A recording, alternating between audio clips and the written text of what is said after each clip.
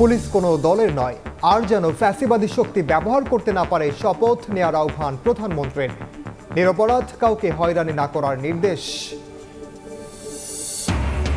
বাংলাদেশ বন্ধুত্ব চাইলেও বারবার সীমান্ত রক্তাক্ত করছে ভারত, বললেন উপদেষ্টা রিজভী। সম্পর্ক উন্নয়নে দিল্লিকে সহিংসতার মনোভাব থেকে বেরিয়ে আসার আহ্বান। হামে ঢাকায় আক্রান্ত ও মৃত্যু কমলেও বাড়ছে বাইরে। অন্য রোগের অ্যান্টিবায়োটিক কাজ না করায় উদ্বেগ। সন্তানহারা পরিবার প্রতি 2 কোটি টাকা ক্ষতিপূরণ চেয়ে রিট। বাজেটের আকার বাড়ছে প্রায় 1.5 লাখ কোটি টাকা। উচ্চ প্রবৃদ্ধির ধারায় ফেরার লক্ষ্য। অপ্রয়োজনীয় প্রকল্প বাদ দেবে সরকার, সবাইকে অর্থনীতির মূলধারায় আনতে চান মন্ত্রী।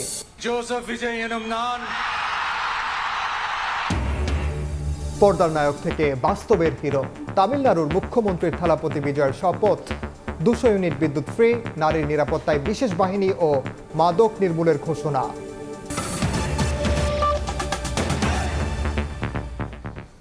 সময় সংবাদের সঙ্গে আছি আমি ওমর ইনান।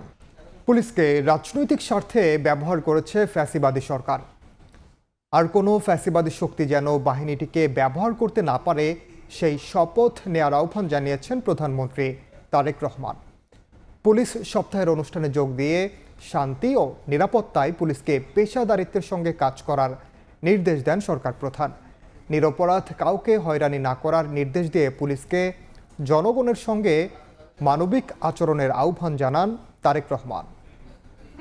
অভিবাদন মঞ্চের দিকে এগিয়ে যাচ্ছে। রোববার সকালে রাজারবাগ পুলিশ লাইন্স মাঠে পুলিশ সপ্তাহের উদ্বোধনী অনুষ্ঠানে যোগ দেন প্রধানমন্ত্রী তারেক রহমান। বিভিন্ন কন্টিনজেন্ট ও পতাকাবাহী দলের জাঁকজমকপূর্ণ ও মনোমুগ্ধকর কুচকাওয়াজ পরিদর্শন করেন সরকার প্রধান। বর্ণাঢ্য প্যারেডে গ্রহণ করেন অভিবাদন।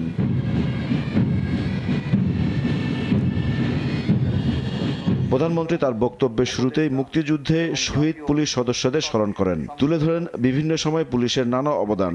আর কোনো ফ্যাসিবাদী শক্তি পুলিশকে যেন ব্যবহার করতে না পারে, সেই শপথ নেওয়ার আহ্বান জানান প্রধানমন্ত্রী। এই বাংলাদেশে আর কোনো ফ্যাসিবাদ স্বৈরাচার যেন পুলিশ সদস্যদেরকে দেশ এবং জনগণের স্বাধীনতার বিরুদ্ধে ব্যবহার করতে সক্ষম না হয়। স্বাধীনতার প্রথম প্রহরেই পুলিশের রক্তে রঞ্জিত এই মাটিতে দাঁড়িয়ে আসুন আজ আমরা আবারও নতুন শপথে অঙ্গীকারবদ্ধ হই। বিশ্বের বিভিন্ন দেশে শান্তি প্রতিষ্ঠা, আইন শৃঙ্খলা রক্ষা এবং মানবাধিকার সুরক্ষায় আমাদের পুলিশ সদস্যরা পেশাদারিত্ব, সাহসিকতা ও মানবিকতার উজ্জ্বল দৃষ্টান্ত স্থাপন করেছেন। সুতরাং শুধু বিদেশেই নয়, দেশের জনগণের সঙ্গেও পুলিশের মানবিক আচরণ প্রত্যাশিত। পুলিশ গত নির্বাচনে দায়িত্বশীলতার সঙ্গে কাজ করেছে মন্তব্য করে প্রধানমন্ত্রী বলেন, মানুষ শান্তি ও নিরাপত্তা চায়, যা নির্ভর করছে পুলিশের উপর। বছরের পর বছর ধরে অসংখ্য হামলা মামলার শিকার, নিপীড়িত, নির্যাতিত অধিকার হারা মানুষ। বর্তমান গণতান্ত্রিক সরকারের সময় শান্তি এবং নিরাপত্তা চায় জনগণ। দেশের জনগণের শান্তি এবং নিরাপত্তা নিশ্চিত করা আপনাদের কার্যক্রম, অর্থাৎ পুলিশের ভূমিকার উপরেই সবচেয়ে বেশি নির্ভরশীল। আপনারা জনগণের জানমালের নিরাপত্তা নিশ্চিত করতে সাধ্য এবং সামর্থ্যের সবটুকু দিয়ে চেষ্টা করবেন। এটি আপনাদের কাছে বর্তমান সরকারের প্রত্যাশা। পরে কল্যাণ প্যারেডের অনুষ্ঠানে পুলিশ বাহিনীকে জনগণের আস্থা অর্জনের আহ্বান জানান সরকার প্রধান। বলেন, ফ্যাসিবাদী শাসনের কলঙ্ক পেছনে ফেলে নিরপেক্ষ বাহিনী হিসেবে পুলিশকে গড়তে চায় তার সরকার। ফ্যাসিবাদী সরকার নিজেদের হীন দলীয় স্বার্থে পুলিশ বাহিনীকে জনগণের মুখোমুখি দাঁড় করিয়েছিল। সেই অন্ধকার সময় পেরিয়ে এখন সময় এসেছে নতুনভাবে এগিয়ে যাবার। পুলিশ প্রশাসন কোনো দলের নয়, বিধিবদ্ধ আইন অনুযায়ী পুলিশ প্রশাসন পরিচালিত হবে। কোনো নিরপরাধ মানুষ যেন হয়রানির শিকার না হন, তা নিশ্চিত করা অবশ্যই আপনাদের দায়িত্ব। মাদক, সন্ত্রাস ও দুর্নীতির বিরুদ্ধে বর্তমান সরকার কোনো আপোষ করবে না বলেও জানান তারেক রহমান। দলীয় স্বার্থে ইমরুল হাসান, সময় সংবাদ, ঢাকা। পশ্চিমবঙ্গে ক্ষমতার পালা বদলে সীমান্তে বাড়ছে নতুন শঙ্কা। শুভেন্দু অধিকারী মুখ্যমন্ত্রী হিসেবে শপথ নেয়ার দিনই সীমান্তে গুলিতে প্রাণ গেছে 2 যুবকের। আর লালমনিরহাটের বুড়িমারীতে অনুপ্রবেশ ঠেকিয়েছে বিজেপি। বিশ্লেষকরা বলছেন, সীমান্তের ওপারে কট্টর হিন্দুত্ববাদী রাজনীতির উত্থানে উদ্বেগ আছে বাংলাদেশে। দিন মোহাম্মদ সাব্বিরের রিপোর্ট। আমি শুভেন্দু অধিকারী ঈশ্বরের নামে শপথ করিতেছি যে ৪৭-এর দেশভাগের পর প্রথমবার পশ্চিমবঙ্গের ক্ষমতার মসনদে গেরুয়া শিবির। তবে নির্বাচনের ফল প্রকাশের পরপরই কলকাতার নিউ মার্কেটে বুলডোজার দিয়ে সংখ্যালঘু মুসলমানদের ব্যবসা প্রতিষ্ঠান গুড়িয়ে দেওয়ার ছবি নজর কেড়েছে গোটা বিশ্বের। এছাড়াও বিভিন্ন স্থানে বিচ্ছিন্ন সহিংসতার ঘটনায় বাড়ছে নিরাপত্তা শঙ্কা। বিশেষ করে আসাম সহ বিজেপি শাসিত রাজ্যগুলোর অতীত অভিজ্ঞতায় সেই শঙ্কা আরও জোরালো হয়েছে। শপথ নেয়ার পর শুভেন্দু অধিকারী নীরব থাকলেও নির্বাচনী প্রচারে তার বাংলাদেশ বিরোধী বক্তব্য সেই উদ্বেগকে আরো বাড়িয়েছে। वार्ड नंबर 77 में जितना मुसलमान वोट देने के लिए निकला सब ममता को वोट दिया। বিশ্লেষকরা বলছেন সীমান্তের ওপারে কট্টর হিন্দুত্ববাদী রাজনীতির উত্থানে উদ্বেগ আছে বাংলাদেশে। ওপারে মুসলিম নির্যাতন বাড়লে তার প্রভাব পড়তে পারে এপারেও। যেহেতু হচ্ছে কি 3 লাখ ভোটার তারা এখনো হচ্ছে সেই লিস্টে জায়গা পাননি, এই নির্বাচনের বিজয়টাকে তারা যেভাবে আইডেন্টিফাই করবার চেষ্টা করছে তার ফলে এই একটা শঙ্কার জায়গাটা থাকে। এটা তো কোনো ধরনের শিষ্টাচারের মধ্যে পড়ে না, কূটনীতির ধার ধারে না, এটা তো দুই দেশের পারস্পরিক সার্বভৌম সমতার সম্পর্কের প্রতি কোনো শ্রদ্ধাশীল আচরণ না। তবে রাজনৈতিক নীরবতার মধ্যেও সীমান্তে থামেনি অস্থিরতা। এরই মধ্যে শুক্রবার ব্রাহ্মণবাড়িয়ার কসবা সীমান্তে বিএসএফ এর গুলিতে 2 বাংলাদেশির প্রাণ গেছে। এর আগে বুধবার লালমনিরহাটের বুড়িমারিতে অনুপ্রবেশের সময় এক ভারতীয় নাগরিকের পথ রোধ করে ফিরিয়ে দিয়েছে বিজিবি। সীমান্ত অস্থিতিশীল হলে শুধু বাংলাদেশ নয়, ভারতকেও এর নেতিবাচক পরিণতি ভোগ করতে হবে বলে মত বিশ্লেষকদের। আমাদের নিরাপত্তার জন্য এটা বড় একটা ধরনের হুমকি। সীমান্ত সুরক্ষিত করতে হবে, এই জাতীয় কাজ করে তারা পার পাবে না, সেই জিনিসটা আমাদেরকে, এই মেসেজটা তাদের কাছে দিতে হবে। আমাদের সীমান্ত যেটা ভারত বাংলাদেশ দুই পক্ষেরই প্রয়োজন, সেটা স্থিতিশীল থাকুক, জনগণের মধ্যে সম্পর্কের ভিত্তিটা আরো দৃঢ় হোক। এদিকে সীমান্ত পরিস্থিতি পর্যবেক্ষণে নজরদারি বাড়িয়েছে বর্ডার গার্ড বাংলাদেশ। সংস্থাটির দাবি, যে কোনো ধরনের অনুপ্রবেশ বা সীমান্ত ঘিরে যে কোনো অস্থিরতা মোকাবিলায় প্রস্তুত রয়েছে বিজিবি। দিন মোহাম্মদ সাব্বির, সময় সংবাদ, ঢাকা।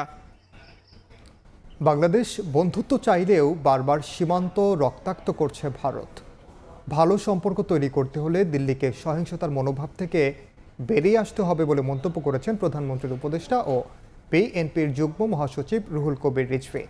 দুপুরে রাজধানীর ডিপ্লোমা ইঞ্জিনিয়ার্স ইনস্টিটিউটে এক আয়োজনে কথা বলেন তিনি। ঢাকা বন্ধুত্বপূর্ণ সম্পর্ক চায়, কিন্তু বারবার সীমান্ত রক্তাক্ত করলে কখনোই ভালো সম্পর্ক তৈরি হবে না বলে মন্তব্য করেন তিনি। অনুষ্ঠানে তিনি আরও বলেন, ডিপ্লোমা ইঞ্জিনিয়ারদের অবমূল্যায়ন করার সুযোগ নেই। বলেন, উন্নয়নে ভূমিকা রাখা সমাজের সব পেশাজীবীকে মূল্যায়ন করবে সরকার। বিগত দিনের মতো প্রতারণামূলক অঙ্গীকার না করে জবাবদিহির আলোকে বাস্তবসম্মত উন্নয়ন করা হবে বলেও জানান রুহুল কবির রিজভী।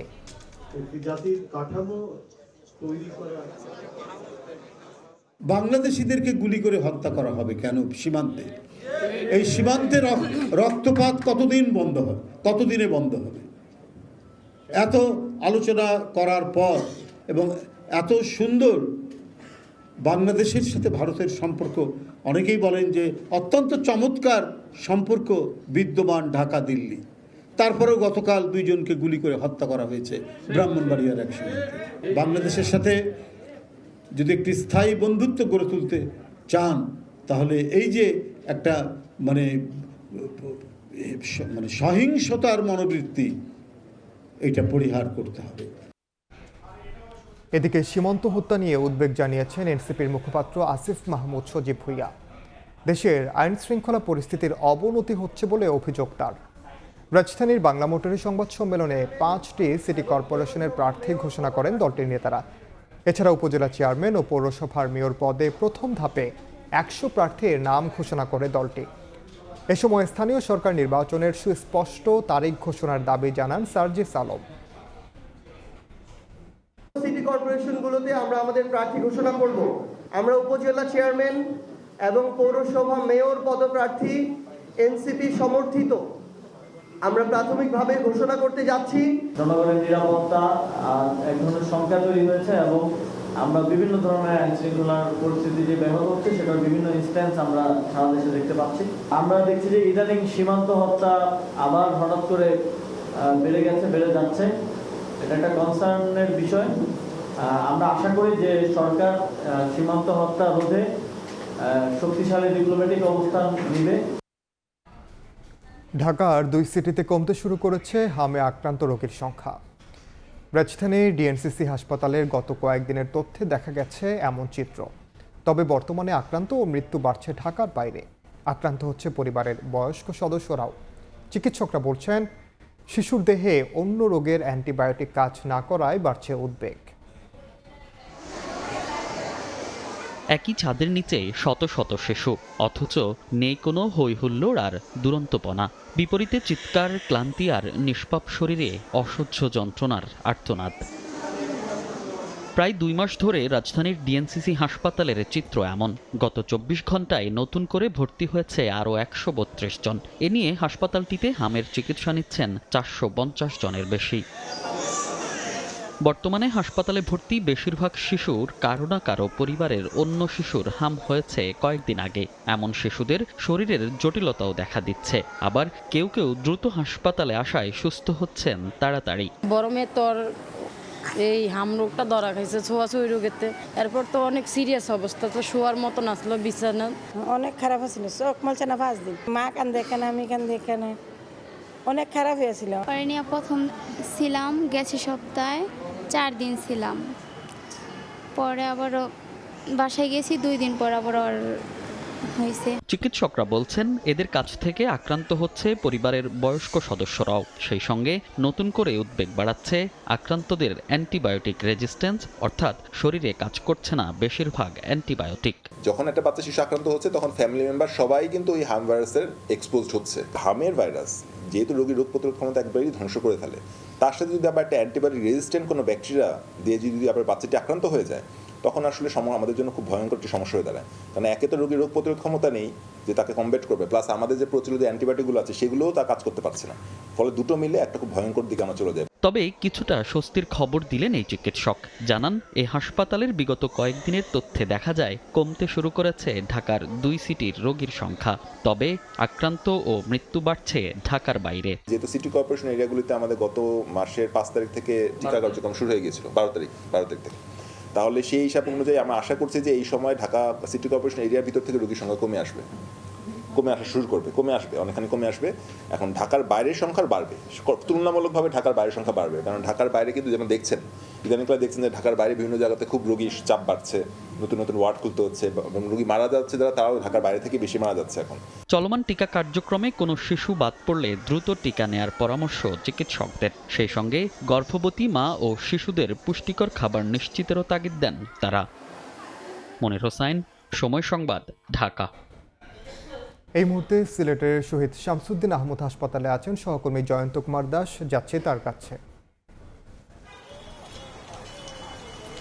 দেখুন, সময় যত যাচ্ছে সিলেটে হাম পরিস্থিতি ততটাই উদ্বেগ বাড়াচ্ছে। সময় বাড়ার সাথে সাথে মৃত্যুর সংখ্যাও কিন্তু বাড়ছে। সিলেট শহীদ শামসুদ্দিন আহমেদ হাসপাতালে আছি আমি এখন পর্যন্ত সিলেট বিভাগে হাম ও হামের উপসর্গ নিয়ে 27 জন শিশুর মৃত্যু হয়েছে এবং বর্তমানে সিলেটের বিভিন্ন হাসপাতালে 268 জন হাম ও হামের উপসর্গ নিয়ে ভর্তি রয়েছেন। তারা বিভিন্ন হাসপাতালে চিকিৎসা নিচ্ছেন। যে হাসপাতালে এই মুহূর্তে রয়েছে সিলেট শহীদ শামসুদ্দিন আহমেদ হাসপাতাল, এই হাসপাতালের শয্যা সংখ্যা হচ্ছে মাত্র 100।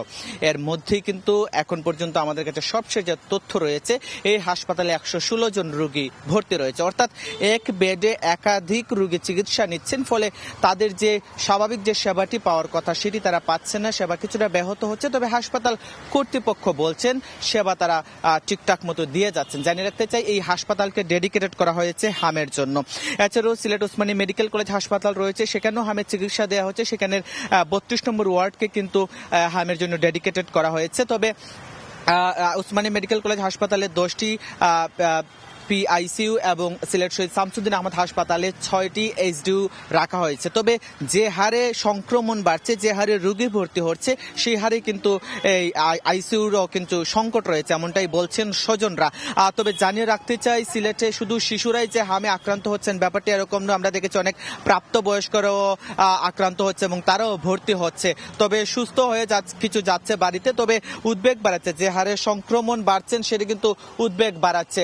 সিভিল সার্জন বলছিলেন আজকেই তারা জেলা পর্যায়ে সব টিকা শেষ হবে। সিলেট সিটি কর্পোরেশন আগামী 20 তারিখ পর্যন্ত তাদের টিকা কার্যক্রম চালিয়ে যাবেন। এই ছিল আমার কাছে সিলেটের হাম পরিস্থিতির সবশেষ তথ্য। সরাসরি যুক্ত ছিলাম সিলেটে। এদিকে হামে মারা যাওয়া 352 শিশুর পরিবারকে 2 কোটি করে টাকা ক্ষতিপূরণ চেয়ে হাইকোর্টে রিট হয়েছে। রোববার সুপ্রিম কোর্টের আইনজীবী ব্যারিস্টার হুমায়ুন কবির জনস্বার্থে এ রিট দায়ের করেন। স্বাস্থ্য সচিব সহ সংশ্লিষ্টদের রিটে বিবাদী করা হয়েছে। হাম ও হামের উপসর্গ নিয়ে গত 55 দিনে 352 শিশুর মৃত্যু হয়েছে। সরকারি হিসাব অনুযায়ী গড়ে প্রতিদিন অন্তত 6 জন শিশুর মৃত্যু হচ্ছে। তবে সপ্তাহে সেই সংখ্যা বেড়ে প্রতিদিন গড়ে 10 জনে দাঁড়িয়েছে।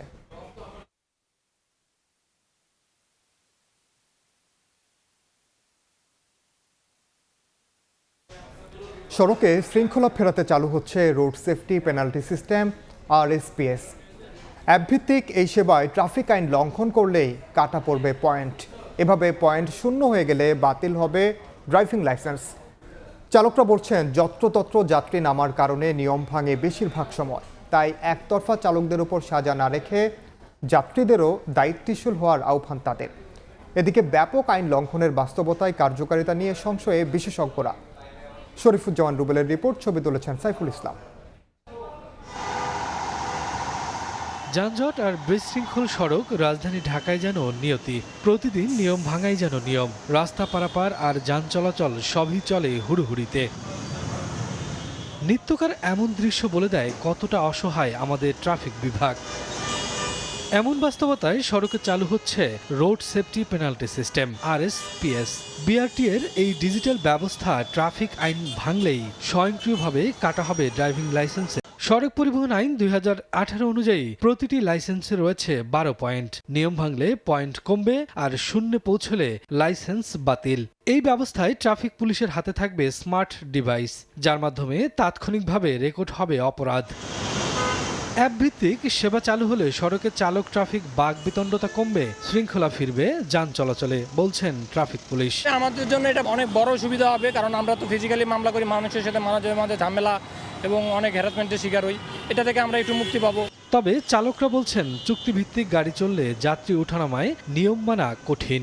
সিঙ্গেলে তাকে নামাইতেই হবে, হ্যালো ওইখানে যে কোনো মূল্যেও তাকে নামাইতে হবে। গাড়ি সারাদিন কষ্ট করে চলে, রাতেবেলা দেই বেতন নাকি 100 টাকা ইনকাম কম দেয়, চাবিটা ছেড়ে দেবো মালিককে করে। টার্গেটে না করে আমাদের যদি মাসিক ভিত্তিতে করে দেওয়া হয় তাহলে আমাদের জন্য আরো বেটার হবে, আমরা আইনটা সহজে মানতে পারবো। এ বিষয়ে অ্যাপ চালু হওয়ার আগে কথা বলতে চাননি BRT এর চেয়ারম্যান। বিশেষজ্ঞরা বলছেন উদ্যোগটি প্রশংসনীয় হলেও বাস্তবায়ন হতে সমষ্টিগত উদ্যোগ নিতে হবে। যেভাবে আমাদের সড়ক ব্যবস্থাপনা উশৃঙ্খল এবং বিশৃঙ্খল হয়ে গেছে, আমার ধারণা এখানে 95% চালকই নিয়ম মানছে না। তারা ট্রিপ বেসিসে সড়কে বাসগুলি চালাচ্ছে, তাদের কোনো বেতন নাই। তো এই চালক তো আসলে সড়কে নামার পর বেপরোয়া হবে, এটি কিন্তু স্বাভাবিক। উদ্যোগটা অবশ্যই ভালো, কিন্তু একই সাথে আমার সড়কের যে বিশৃঙ্খল পরিস্থিতি, তার যে রুট কজ যেটা আছে, সেই রুট কজেও কিন্তু আমাদের কাজ করতে হবে। ধাপে ধাপে সারা দেশে চালু হচ্ছে RSPS, যার লক্ষ্য একটাই, নিরাপদ ও শৃঙ্খলিত সড়ক ব্যবস্থা গড়ে তোলা। বিশেষজ্ঞরা বলছেন এ পদ্ধতি আলোর মুখ দেখবে, তবে বাস্তবায়নে কঠোর নজরদারি দরকার। তাহলে কি সড়কের বিশৃঙ্খলা থেকে এবার মুক্তি মিলবে? সময় বলে দেবে এই অবাধ্য চরিত্রগুলোকে কতটা আবদ্ধ করা গেল নিয়মের গণ্ডিতে। শফিকুজ্জামান রুবেল, সময় সংবাদ, ঢাকা। ঈদযাত্রা নির্বিঘ্ন করতে সব ধরনের ব্যবস্থা করা হচ্ছে বলে জানিয়েছেন সড়ক পরিবহন, রেলপথ ও নৌ পরিবহন মন্ত্রী শেখ রবিউল আলম। রাজধানীতে নৌ নিরাপত্তা সপ্তাহের উদ্বোধনী অনুষ্ঠানে ফিটনেসবিহীন নৌযান চলাচল বন্ধে কঠোর হুঁশিয়ারি দেন নৌ প্রতিমন্ত্রী। এবারের ঈদযাত্রা আরও স্বস্তিদায়ক করতে আগেভাগেই সমন্বিত উদ্যোগের কথা জানালেন সড়ক পরিবহন, রেলপথ ও নৌপরিবহন মন্ত্রী শেখ রবিউল আলম। রাজধানী লেডিস ক্লাবে নৌ নিরাপত্তা সপ্তাহের উদ্বোধনী অনুষ্ঠানে তিনি বলেন, সড়ক, রেল ও নৌপথ তিন মাধ্যমেই যাতায়াত ব্যবস্থাপনায় জোর দেওয়া হচ্ছে। আমার বিশ্বাস এবার আমরা আরো বেশি সতর্ক থাকব এবং কি কি করব তা নিয়ে ইতিমধ্যে আমরা আলোচনা করেছি, সিদ্ধান্ত নিয়েছি। আমার ভালো লেগেছে যে আমাদের এখানে যারা মালিকরা আছেন, এ পর্যন্ত আমি তাদেরকে যেভাবে বোঝানোর চেষ্টা করেছি, আমার বিশ্বাস তারা বুঝেছেন এবং তারা করছেন। একই অনুষ্ঠানে নৌপরিবহন প্রতিমন্ত্রী রাজীব হাসান বলেন, সচেতনতা ও দায়িত্বশীলতার মাধ্যমে নৌপথের দুর্ঘটনা শূন্যে নামিয়ে আনা সম্ভব। ঈদুল আজহা ঘিরে অনুমোদন ও ফিটনেসবিহীন নৌযান চলাচল বন্ধের নির্দেশনা দেন প্রতিমন্ত্রী। মন্ত্রণালয়ের সংশ্লিষ্ট যারা আছেন তাদেরকে অনুরোধ করব, এই ঈদকে সামনে রেখে বিভিন্ন অঞ্চলে ছোট ছোট নৌপথে অনুমোদনহীন কিছু নৌযান চলাচল করে। এখানে নৌ পুলিশের যারা আছেন, কোস্টগার্ডের যারা আছেন, আপনাদেরকে অনুরোধ করবে এই বিষয়টি একটু সতর্কভাবে দেখার জন্য। ঈদযাত্রা নির্বিঘ্ন করতে সংশ্লিষ্ট সকল স্তরের কর্মকর্তা কর্মচারীর মেধা ও ধৈর্যকে কাজে লাগানোর আহ্বান জানান বক্তারা। শুধু আপনার মেধা, আপনার শ্রম, আপনার যোগ্যতা, যেটা দিয়ে আপনি পারিবারিকভাবে কিছুটা নিরাপদ হয়েছেন। শাহরিয়ার সৌমিক, সময় সংবাদ, ঢাকা। উত্তরাধিকার সূত্রে পাওয়া অর্থনীতি কাঁধে নিয়ে আগামী অর্থ বছরের জন্য 9,30,000 কোটি টাকার বাজেট ঘোষণা করতে যাচ্ছে বিএনপি সরকার। গত বছরের তুলনায় আকার বাড়ছে প্রায় 1.5 লাখ কোটি টাকা। স্থিতিশীল অর্থনীতি ও উচ্চ প্রবৃদ্ধির ধারায় ফেরাই মূল লক্ষ্য বলে আভাস মিলেছে অর্থ মন্ত্রণালয় থেকে। বাস্তবায়নে দক্ষতা দেখাতে না পারলে মূল্যস্ফীতি আরও বাড়তে পারে বলে সতর্ক করেছেন অর্থনীতিবিদরা। কামরুল হাসান সবুজের রিপোর্ট। বেচাকেনার ব্যস্ততার মধ্যেই এই মুদি দোকানির নিরন্তর হিসাব কষে চলা, ভোক্তা চাহিদা মেটাতে পণ্য সরবরাহ ঠিক রাখতে কিভাবে আসবে অর্থের যোগান, সংকট মোকাবিলায় কতটুকু ভরতে পারবেন সঞ্চয় ভাণ্ডার, ঘাটতি পূরণে ভরসা রাখবেন কোথায়, আর পরিবারের সদস্যদের খরপোশ মেটাতেই বা ব্যয় করবেন কত টাকা। পরিকল্পনা যদি আমার ভালো না হয় তাহলে আমার কোনো কাজে ভালো হবে না। আয় ব্যয়ের হিসাব কষে চলা প্রত্যেক সচেতন মানুষের মতোই আগামী অর্থ বছরে দেশের উন্নয়নে কত টাকা ব্যয়ে কি করা হবে ছক কষে জাতীয় সংসদে সেই বাজেট ঘোষণা হতে যাচ্ছে আগামী 11 জুন। কঠিন সময়ে বাজেট দেওয়ার দায়িত্ব পড়েছে নতুন সরকারের উপর। কঠিন সময় বিশ্ব বাস্তবতায়, দেশের কয়েক বছরের অর্থনৈতিক বাস্তবতায় তো কঠিন বটেই। বিএনপি সরকার 2026-27 অর্থ বছরের জন্য 9,30,000 কোটি টাকার বাজেট দিতে যাচ্ছে বলে জানিয়েছে অর্থ মন্ত্রণালয়ের সূত্র, যা চলতি অর্থ বছরের প্রস্তাবিত বাজেটের চেয়ে 1,40,000 কোটি টাকা বেশি। আর জিডিপি প্রবৃদ্ধি ধরা হতে পারে 6.5%। প্রবৃদ্ধি তো আমরা 8% অলমোস্ট চলে গিয়েছিলাম, সেখান থেকে আমরা নেমে গিয়েছি। সেই হিসেবে টার্গেটটা 6.5% অনেক বেশি না। স্বৈরশাসনের অবসান ঘটিয়ে 1991 সালে রাষ্ট্র ক্ষমতায় এসেই ভ্যাট প্রচলন করে রাজস্ব আদায়ে যুগান্তকারী পদক্ষেপের জানান দিয়েছিল বিএনপি। 2 দশক পর দেশ পরিচালনার দায়িত্ব নিয়ে এবারও বাজেটে নতুনত্ব আনবে বলে আশা এনবিআর-এর সাবেক এই চেয়ারম্যানের। বাজেট বাড়াতে হবে। কেন বাড়াতে হবে?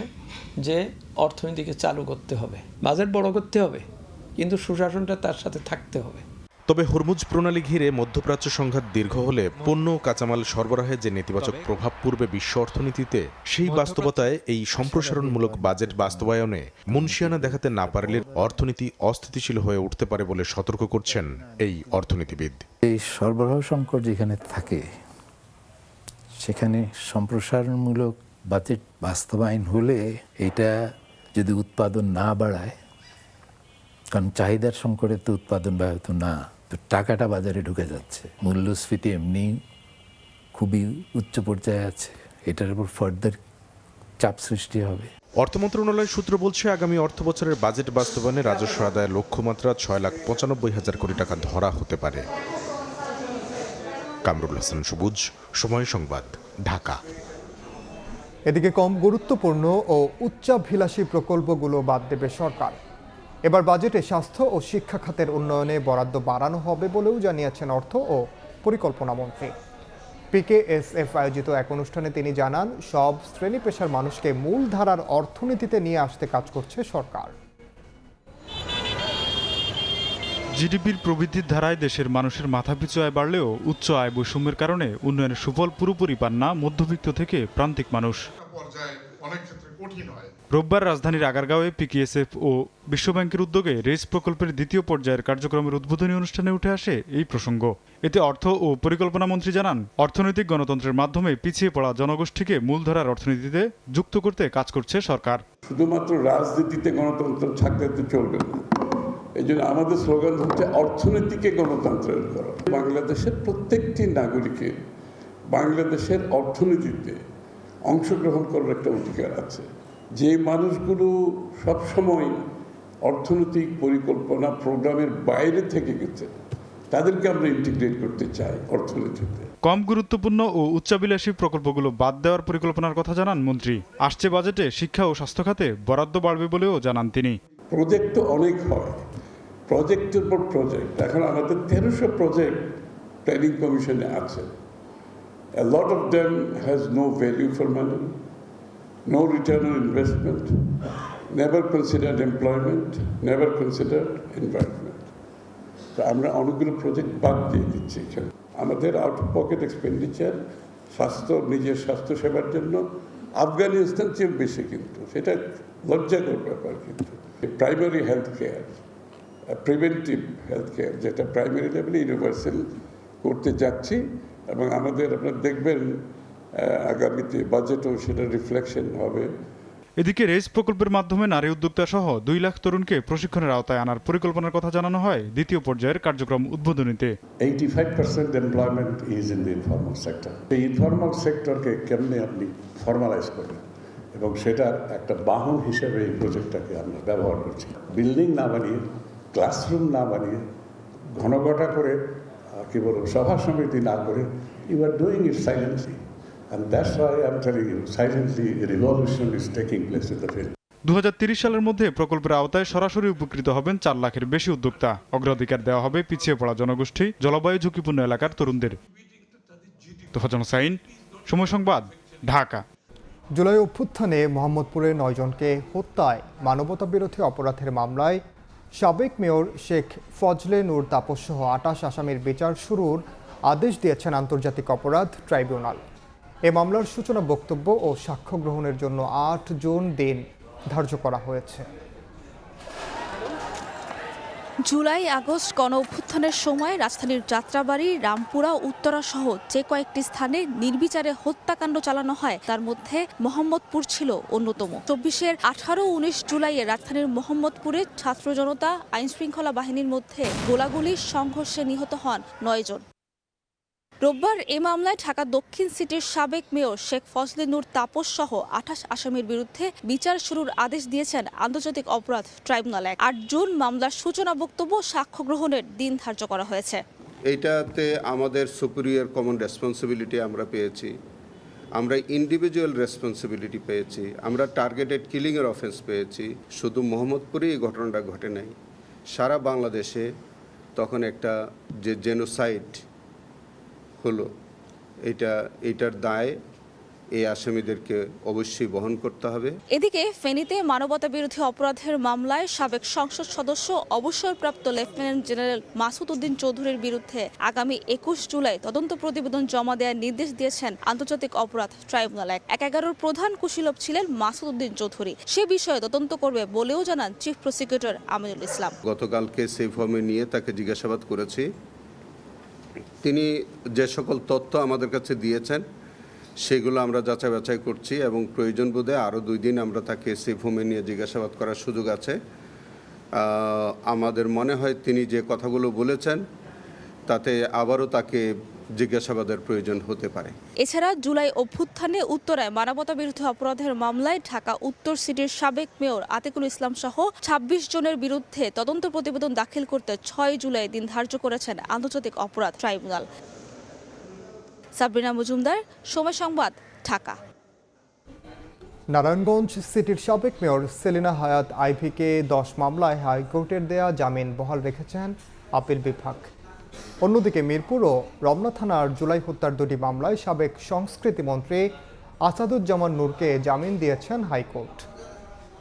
প্রধান বিচারপতির নেতৃত্বাধীন আপিল বিভাগ সেলিনা হায়াত আইভির জামিন বহাল রাখার আদেশ দেন। 2025 সালের 9 মে নারায়ণগঞ্জ শহরের দেওভোগ এলাকার বাসা থেকে তাকে গ্রেফতার করা হয়। এরপর বিভিন্ন মামলায় গ্রেফতার দেখানো হয় আইপিকে। এছাড়া আসাদুজ্জামান নূরের জামিনের আদেশ দেন বিচারপতি KM জাহিদ সারওয়ার কাজল ও বিচারপতি শেখ আবু তাহেরের হাইকোর্ট বেঞ্চ। 2024 সালের 15 সেপ্টেম্বর রাজধানীর বেইলি রোড থেকে তাকে গ্রেফতার করে পুলিশ। গাজীপুরে চোর সন্দেহে গণপিটুনিতে 3 জন নিহত হয়েছেন। বিক্ষুব্ধ জনতা আগুন দিয়ে পুড়িয়ে দিয়েছে তাদের সঙ্গে থাকা পিকআপ ভ্যান। ভোরে কালিয়াকৈর উপজেলার ফুলবাড়িয়া ইউনিয়নের বাঘচালা গ্রামে এই ঘটনা ঘটে। পুলিশ জানিয়েছে গণপিটুনিতে নিহতদের নামে একাধিক ডাকাতির মামলা রয়েছে। রোববার ভোরে কালিয়াকৈর উপজেলার বাগচালা গ্রামে গরুচোর সন্দেহে গণপিটুনিতে নিহত হন 3 জন। আগুন দেয়া হয় তাদের সঙ্গে থাকা পিকআপে। স্থানীয়রা জানান সপ্তাহখানেক আগে এলাকাটিতে গরু চুরির ঘটনা ঘটে। রোববার ভোরে 10-12 জনকে 2টি পিকআপ নিয়ে ঘোরাফেরা করতে দেখলে সন্দেহ হয় গ্রামবাসীর। জিজ্ঞাসাবাদের জন্য ডাকা হলে পালিয়ে যাওয়ার চেষ্টা করে দলটি।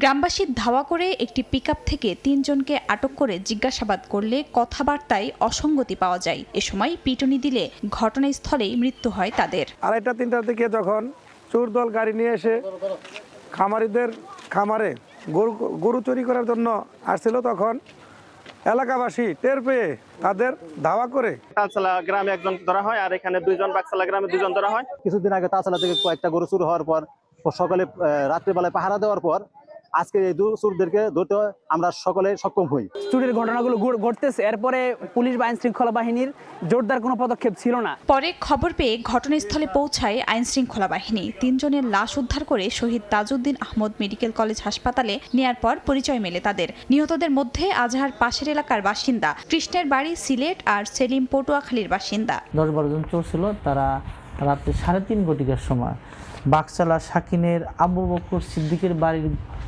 গোয়ালঘরে গরুর ঘরের সামনে তারা যখন চোর দল যায়, উৎসুক জনতা গণপিটুনি দেয়। পরে আমরা পুলিশের মাধ্যমে হাসপাতালে নিলে পরে মৃত্যু ঘোষণা করে। গণপিটুনির ঘটনায় নিহত 3 জনের বিরুদ্ধেই একাধিক ডাকাতির মামলা আছে বলে জানিয়েছে পুলিশ।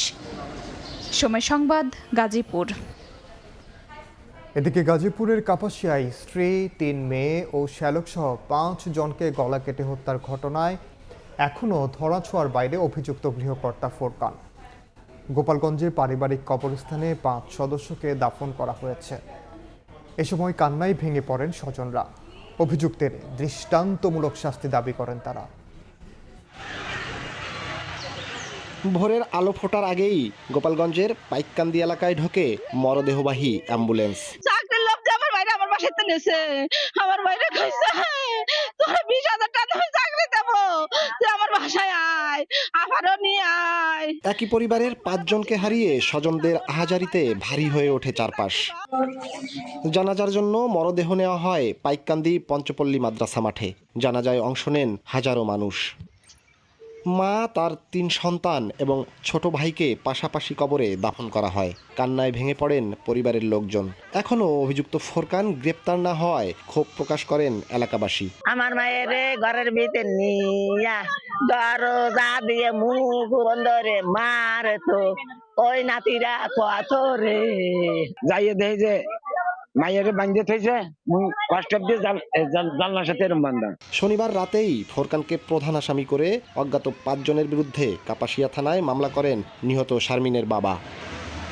গাজীপুরের কাপাসিয়ায় ভাড়া বাড়িতে নির্মমভাবে খুন হন একই পরিবারের 5 জন। জয়ন্ত শিরালি, সময় সংবাদ। রাশিয়া ইউক্রেন যুদ্ধে ড্রোন হামলায় প্রাণ হারানো রিয়াদ রশিদের গ্রামের বাড়ি কিশোরগঞ্জে শোকের মাতম। বাড়তি আয়ের প্রলোভনে রাশিয়ার সেনাবাহিনীতে যোগ দেন। 1 মাসের মাথায় যুদ্ধক্ষেত্রে ড্রোন হামলায় মৃত্যু হয় তার। মরদেহ দ্রুত দেশে ফিরিয়ে আনার দাবি স্বজনদের। সন্তানহারা মায়ের বুক ফাটা আর্তনাদে ভারী চারপাশ। পরিবারের সচ্ছলতা ফেরাতে কৃষি জমি বন্ধক রেখে 2024 সালে রাশিয়া পাড়ি জমান কিশোরগঞ্জের করিমগঞ্জের 27 বছরের রিয়াদ রশিদ। সেখানে একটি ওয়েল্ডিং কোম্পানিতে কাজ নেন তিনি।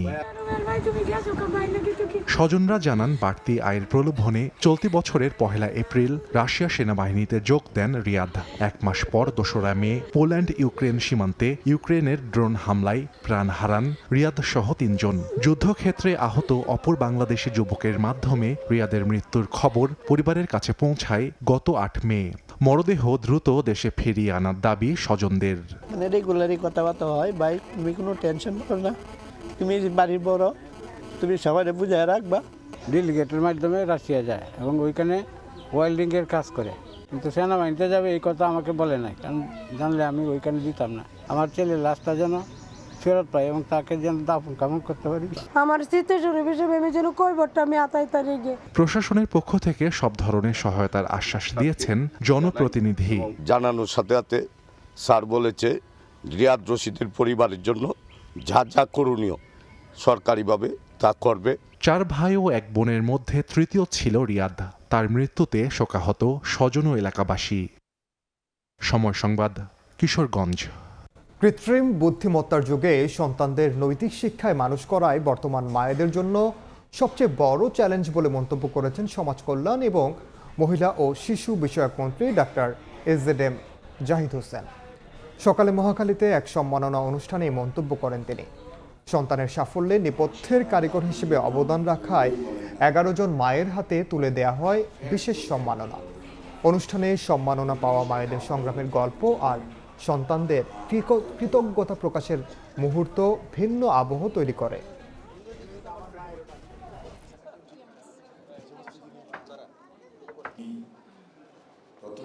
সোশ্যাল মিডিয়ার এই যুগে এআই সহ এমন একটি অবস্থায় আছি যে সত্যিকার অর্থে আমাদের জেনারেশন যেটি বলেন আর আগামী প্রজন্মের কথাই বলেন, তাদের অবস্থা কোন দিকে যাবে সেটি নির্ধারণ করা বা নিয়ন্ত্রণ করা এই মায়েরা যত সহজে পেরেছেন, সামনের মায়েরা এত সহজে পারবেন বলে আমার মনে হয় না।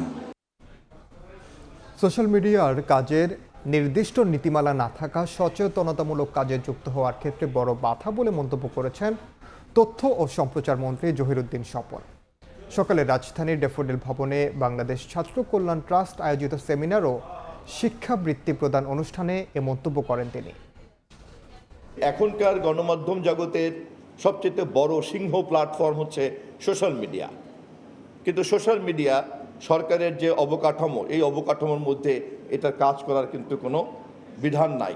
রাষ্ট্রের যে পরিমাণ ডিজিটালাইজড ক্যারেক্টার থাকা দরকার, অথবা প্রজন্মকে যেভাবে খুব পরিকল্পিতভাবে ডিজিটাল লিটারেসির মধ্যে নেওয়া দরকার, বিশেষ করে গণমাধ্যমে, তা কিন্তু নাই। এবং এই না থাকার কারণে দেখা গিয়েছে যে ইচ্ছা থাকলেও এই কাজগুলি করতে কিন্তু অনেক সময় লেগে যাচ্ছে। ডেঙ্গু ও চিকুনগুনিয়া মোকাবিলায় রাজধানীর বিভিন্ন এলাকায় চালানো হচ্ছে পরিচ্ছন্নতা ও মশক নিধন কর্মসূচি। এতে ঢাকা দক্ষিণ সিটির প্রশাসক বলেন, মশা নিধন কর্মীরা ঠিকভাবে দায়িত্ব পালন করছে কিনা তা খতিয়ে দেখা হচ্ছে। আর ডেঙ্গু প্রতিরোধে সচেতনতামূলক কর্মসূচির উদ্বোধন করেছেন ঢাকা উত্তর সিটির প্রশাসক। ডেঙ্গুর মৌসুম সামনে রেখে রাজধানীতে মশা নিধন কার্যক্রম জোরদার করেছে 2 সিটি কর্পোরেশন। কর্মীদের দায়িত্ব পালনের তদারকি, নতুন ওষুধ পরীক্ষা এবং জনসচেতনতা বাড়াতে নানা উদ্যোগের কথা জানাচ্ছেন 2 সিটি কর্পোরেশনের প্রশাসক।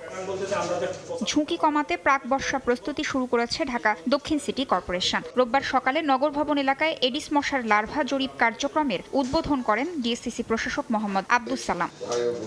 তিনি জানান, ডেঙ্গু মৌসুমের আগেই কর্মীরা ঠিকভাবে দায়িত্ব পালন করছে কিনা তা খতিয়ে দেখা হচ্ছে। অভিযোগ পেলেই তাৎক্ষণিক ব্যবস্থা নেওয়ার কথাও জানান তিনি। আগের ওষুধ আপনারা বলার পরে 2 বার আমরা পরীক্ষা করেছি। মন্ত্রণালয়তে পরীক্ষা করার পরে তারা বলেছে যে না, ওষুধ ঠিক আছে এবং এটা জাস্টিফাইড, কাজে ওষুধের ব্যাপারে কোথাও কোনো আপত্তি নাই। এদিকে ডিএনসিসি সুপারমার্কেটের সামনে সুরে সুরে ডেঙ্গু প্রতিরোধ শীর্ষক ভ্রাম্যমাণ বাউল সঙ্গীত কর্মসূচির উদ্বোধন করেন ঢাকা উত্তর সিটির প্রশাসক মোহাম্মদ শফিকুল ইসলাম খান। প্রধানমন্ত্রীর নির্দেশনার কথা উল্লেখ করে প্রতি শনিবার বাসাবাড়ি পরিষ্কার রাখার অভ্যাস করে তোলার আহ্বান জানান তিনি। জনাব তারেক রহমান বলেছে, জনগণের পাশে যাও, জনগণকে সেবা করো, দেশ পরিকল্পনায় নিজেকে নিয়োজিত করো। তাহলে আমাদের সেই কথাটা শুনতে হবে না? শুনতে হবে। অনেকে দেখি আজকে দুপুরে কি রান্না করেছে সেটাও ফেসবুকে দেয়। তো যখন আপনি আপনার বাসার আঙিনা ফুলের টব পানি জমে আছে, সেটা যখন পরিষ্কার করবেন, এটাও ফেসবুকে দিয়ে দিবেন। এছাড়া একটি গোষ্ঠী এখনো অপপ্রচার চালাচ্ছে মন্তব্য করে কাজের মাধ্যমেই তাদের জবাব দেওয়া হবে বলে জানান ডিএনসিসি প্রশাসক। আগামী দিনে ডেঙ্গু থেকে মানুষকে। তাসনিয়া নিশাত, মিম, সময় সংবাদ, ঢাকা। গত কয়েকদিনের টানা বৃষ্টি শেষে হাওর অঞ্চলে রোদের দেখা মেলায় অবশিষ্ট ধান গোলায় তুলতে মরিয়া কৃষক। পুরো দমে চলছে ধান শুকানো ও মাড়াইয়ের কাজ। তবে এখনও বেশ কিছু জমির ধান কাটা বাকি। পানি ধীরে ধীরে নেমে আসায় নতুন উদ্যমে ধান কাটছেন কৃষকরা। তপ্ত রোদে ধান শুকাতে ব্যস্ত হাওরবাসী। গত কয়েকদিন ধরে রোদের দেখা পাওয়ায় স্বস্তি ফিরেছে কৃষকের মনে।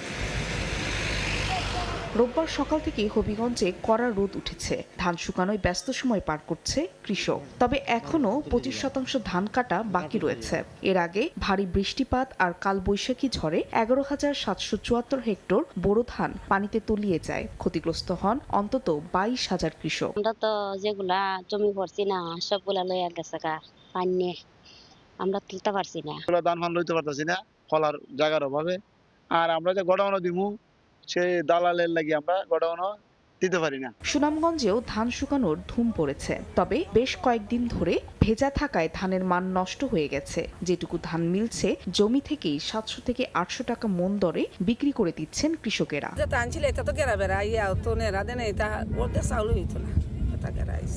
মানুষের যা ক্ষেত করছে খালি তেল দিয়ে পানি লাগাইয়া আর ক্ষেত করছে, এর লাগি মানুষ বেশি বেশি রেই নিছে। ওনা যাওয়াই মানুষ আশার উপরে করছে, ওনা তো আশা নাই, শেষ। মৌলভীবাজারে একাধিক উঁচু জমি থেকে পানি সরে গেছে। বেরিয়ে আসছে জমিতে তলিয়ে থাকা শত শত হেক্টর পচে যাওয়া ধান। এরপরও কৃষকেরা ব্যস্ত এসব ধান কাটতে। এছাড়া নেত্রকোনা সহ বিভিন্ন হাওর এলাকাতেও জোরে সোরে চলছে ধান শুকানোর কাজ। ফাহরিয়া ফারজানা, সময় সংবাদ। ডিলার নিয়োগে দ্বৈত নীতির অভিযোগে টিসিবি কার্যালয়ের সামনে মানববন্ধন করেছেন ডিলাররা। জেলা প্রশাসনের তদন্ত রিপোর্ট অনুযায়ী নবায়নের দাবি তাদের। দুপুরে রাজধানীর কারওয়ান বাজারে মানববন্ধন ডিলাররা দাবি করেন 2025 সালে নবায়নের জন্য নতুনভাবে আবেদন ও 5,000 টাকা পে অর্ডার জমা দিয়েছেন তারা। তথ্য যাচাই করে জেলা প্রশাসন রিপোর্ট জমা দেওয়ার পরও এখনও শেষ হয়নি নবায়ন কার্যক্রম। এর মধ্যে আগের ডিলারদের বাদ দিয়ে নতুনদের নিয়োগ দেওয়া হচ্ছে। বৈধ ডিলারদের দ্রুত নবায়ন না করলে কঠোর আন্দোলনের হুঁশিয়ারি তাদের।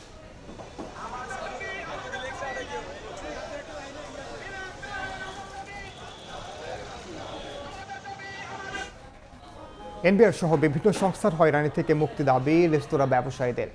মাঠ পর্যায়ে ভোগান্তির চিত্র তুলে ধরে ডিআরইউতে সংবাদ সম্মেলন করে এমন দাবি করেছে বাংলাদেশ রেস্তোরাঁ মালিক সমিতি। লাইসেন্স ও আমলাতান্ত্রিক জটিলতা এড়াতে ওয়ান স্টপ সার্ভিস চালু সহ 11 দফা দাবি সংগঠনটির। তাদের দাবি, এলপিজি গ্যাসের উচ্চ মূল্য ও সরবরাহ সংকটের কারণ কর্পোরেট সিন্ডিকেট। ব্যবসা শুরু করতে city corporation, RAJUK, fire service সহ প্রায় 12টি দফতরে ধর্ণা দিতে হয় রেস্তোরাঁ ব্যবসায়ীদের। এই দীর্ঘসূত্রিতা ও আমলাতান্ত্রিক জটিলতায় নাকাল এ খাতের ব্যবসায়ীরা। একই সঙ্গে দ্রব্যমূল্য বৃদ্ধি ও জ্বালানির সংকটে বাড়ছে উৎপাদন খরচ, কমছে ক্রেতা। সব মিলিয়ে বন্ধ হওয়ার পথে শত শত প্রতিষ্ঠান। এমন পরিস্থিতিতে ঢাকা রিপোর্টার্স ইউনিটিতে সংবাদ সম্মেলন করে 11 দফা দাবি জানিয়েছে বাংলাদেশ রেস্তোরাঁ মালিক সমিতি। সংকট উত্তরণে ওয়ান স্টপ সার্ভিস চালুর পাশাপাশি বাজেটে ভ্যাট ট্যাক্স কমানোর দাবি জানান তারা। আমরা বহু বছর যাবৎ একই কথা বলে আসছি, কিন্তু কোনো সরকারই আমাদের কোনো কথা কর্ণপাত করেনি। এই 18 কোটি মানুষের যে ক্ষুদ্র উদ্যোক্তারা কষ্ট করে আজকে একটা সেক্টর তৈরি করেছে, সেই সেক্টর সরকারের অব্যবস্থাপনায়, সরকারের নির্লজ্জ আগ্রাসনে আজকে পথে বসার উপক্রম। কর্পোরেট কোম্পানিগুলোর সিন্ডিকেটের কারণে দাম বাড়লেও এলপি গ্যাসের সংকটে ধ্বংসের মুখে দেশের রেস্তোরাঁ শিল্প।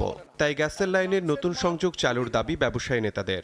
জ্বালানির মূল্য বৃদ্ধি এবং সরবরাহ সংকটের কারণে উৎপাদন ব্যয় বেড়ে গেছে, যা বাজার ব্যবস্থাকে আরও দুর্বল করেছে।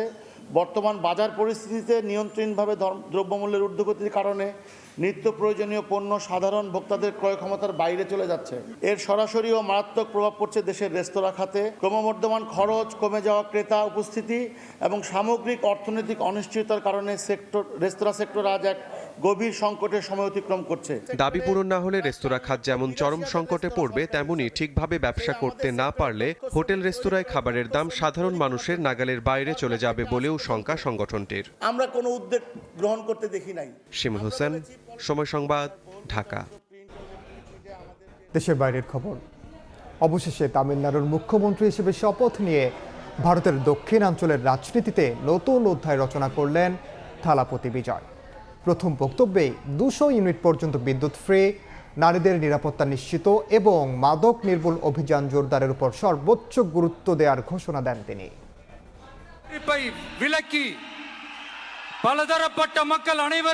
এটি কোনো সিনেমার দৃশ্য নয়, তবে ঠিক যেন নিজের সরকার সিনেমার চিত্রায়ন করলেন বাস্তবে। পর্দার সুপারস্টার এর আগে এমন রাজনৈতিক সমাবেশে লাখো কোটি দর্শক মাতালেও এবার সত্যি সত্যি মুখ্যমন্ত্রীর পদ নিয়ে রাজ্যের মানুষের মন জয় করলেন থালাপতি বিজয়। ম্যাজিক সংখ্যা ছুঁতে না পারায় শপথের আগে বাস্তবেও সিনেমার দৃশ্যের মতোই টান টান উত্তেজনা ছিল শেষ কয়েকদিন।